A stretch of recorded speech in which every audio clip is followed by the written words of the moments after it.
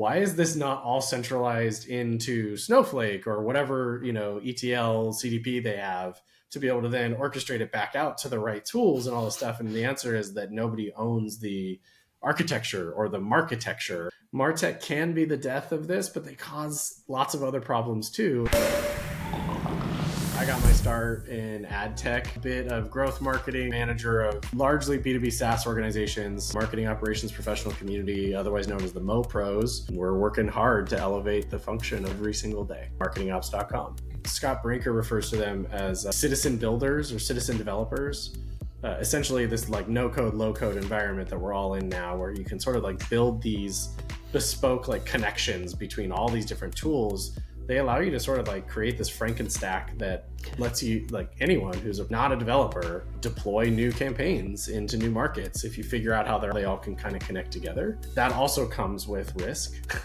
I'm seeing it now in an engagement that I'm in right now. And there's all these product people and the sort of go-to-market marketers, and they're using, some iPaaS solution to move data back and forth between all these SaaS platforms that are out there in the cloud.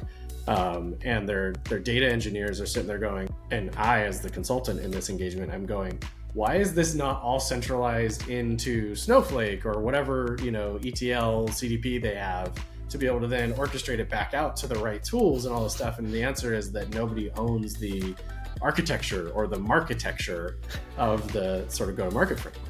MarTech can be the death of this, but they cause lots of other problems too. And again, it just comes back to the point, like you need someone to sit there and try to create the right people, process, and technology that's right for your business in your go-to-market motion.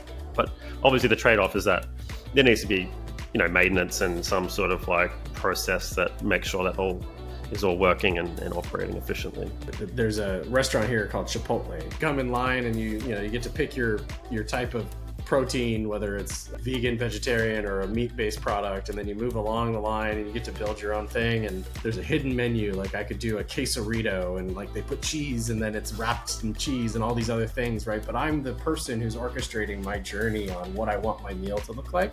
I can only imagine what would happen if I basically gave everybody like one job to just like pick one meal and say, whatever one you think should go in there next, would I like what was delivered? Maybe. but since I'm in full control over my meal, I know I'm gonna like it. Yeah.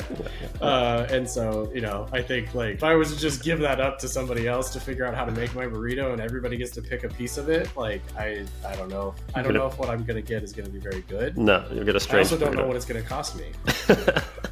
So somebody was like, hey, add double meat. And the other person was like, add every single topping, extra hot sauce on top. And then the burrito's a $20 burrito.